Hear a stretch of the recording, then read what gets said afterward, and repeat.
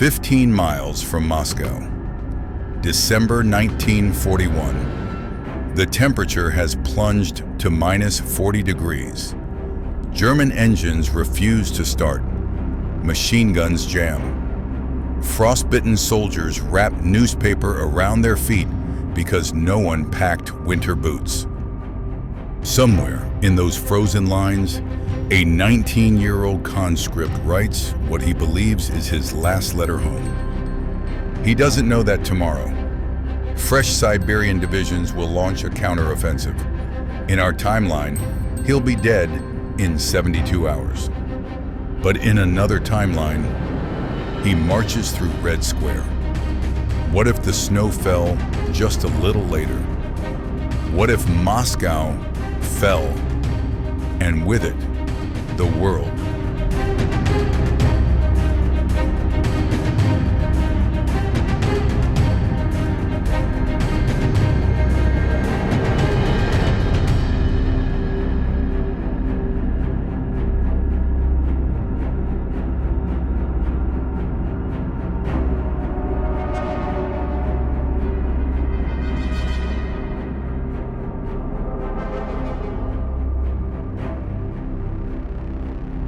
This is the nightmare that almost was. June 22nd, 1941. 3.8 million Axis soldiers, the largest invasion force in human history, pour across an 1,800-mile front. Operation Barbarossa has begun.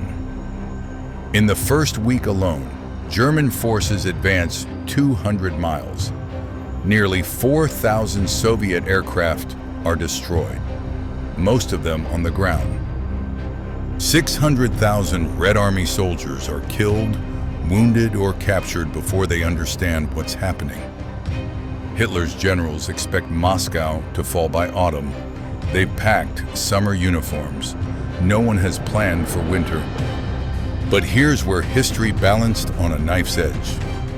On this date, Hitler launched Operation Typhoon, the final push for Moscow. His panzer divisions were exhausted. His supply lines stretched over 1,000 miles. And the Rasputitsa was coming, the quagmire season when Russian roads turned to rivers of mud. In our timeline, the mud came first, then the cold. German tanks froze solid, weapons jammed. By December 5th, fresh Siberian divisions launched a counter-offensive that pushed the Wehrmacht back over 100 miles, 250 kilometers in some sectors. But imagine, what if autumn lasted just 3 more weeks? Now, historians still debate whether Moscow's fall would have ended Soviet resistance. The USSR had a vast industrial base east of the Urals. Stalin had already survived losing multiple cities. But in this nightmare scenario, we explore what happens if Stalin's command structure, already shattered by his own purges, collapsed with his capital.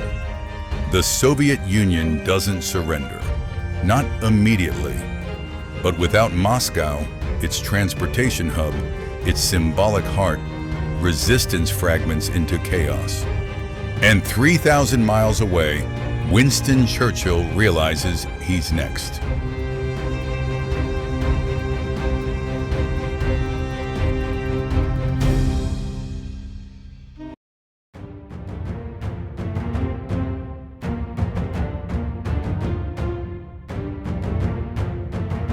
With the Eastern Front collapsing, Britain stands alone. Churchill had staked everything on Soviet resistance. American Lend-Lease was flowing, but the United States remained technically neutral. Pearl Harbor was still weeks away. Without the Eastern Front devouring 80% of the Wehrmacht, Germany can now turn its full industrial and military might toward Britain. The Luftwaffe, no longer bleeding aircraft over the endless Russian steppes, launches a renewed bombing campaign with devastating focus. But the real weapon isn't bombs, it's starvation. The Battle of the Atlantic becomes a massacre. German U-boats, now operating without the distraction of Eastern operations, sink Allied shipping faster than it can be replaced. Food rationing in Britain becomes food shortage, then famine. In Whitechapel, a mother rations her children's last tin of food, wondering how she'll explain that there won't be dinner tomorrow. She doesn't know it yet, but in 6 months, her government will sign an armistice, and her husband, a POW in North Africa, will never come home. By 1943, Britain faces a choice that would have been unthinkable: negotiate or watch its population starve.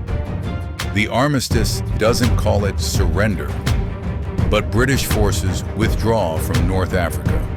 The Royal Navy is reduced to coastal defense, and America loses its staging ground for any future European invasion. President Roosevelt watches his grand strategy crumble.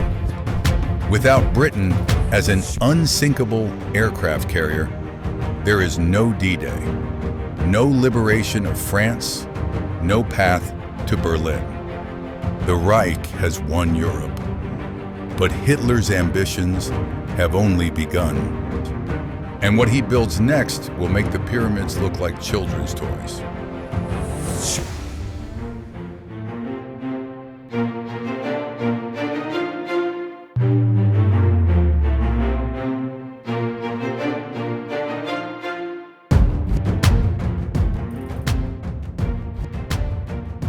This is not science fiction. These blueprints existed. These models were built. These plans were ready to execute.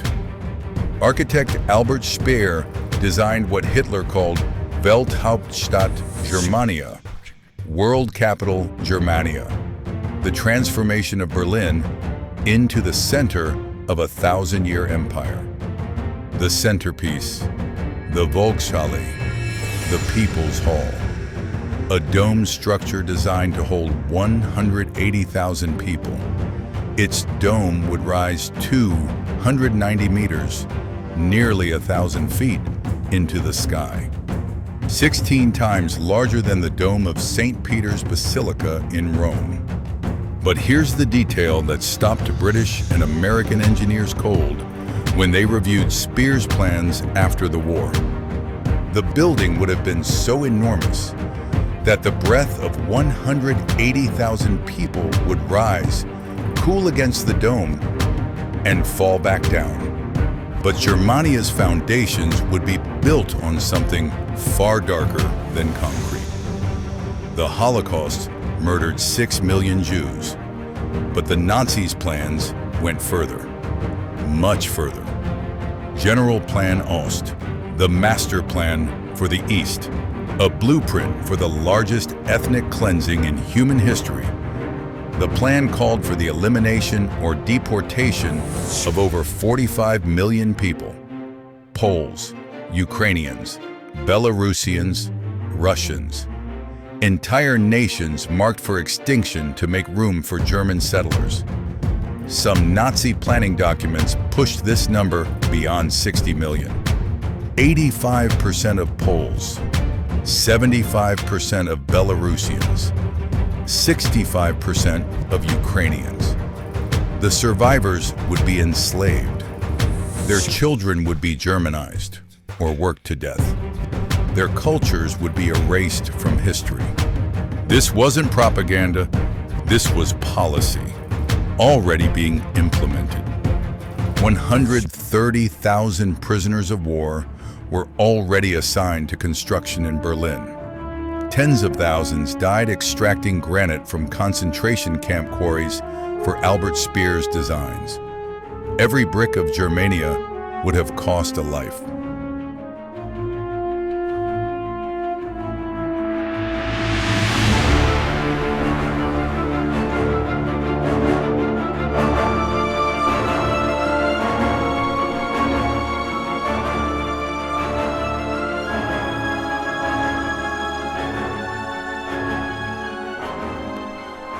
You wake up in this world. Your morning newspaper is the Völkischer Beobachter, the People's Observer. It's the only newspaper. It tells you the Reich is prosperous. Unemployment is at historic lows. Crime is virtually non-existent. The Autobahn stretches from Lisbon to the Ural Mountains. German is the lingua franca of a continent.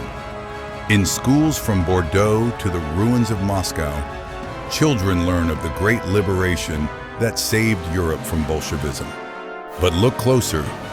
The Jewish population of Europe, once 9.5 million, has been reduced to scattered survivors in hiding or exile. The Roma are gone.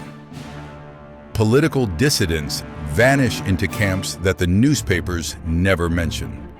Your neighbor disappeared last month. You don't ask why. You've learned not to ask. Technology has advanced.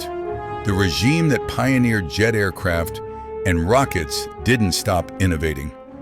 But the internet doesn't exist. Communication is controlled. Information is a privilege granted by the state. Art, literature, music, frozen in time. Jazz is degenerate. Abstract painting is criminal. Einstein fled to America decades ago, taking physics with him. The brain drain never reversed.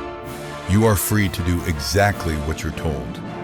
You are free to think exactly what you're taught. You are free. You've never known anything else. But even this world cannot last.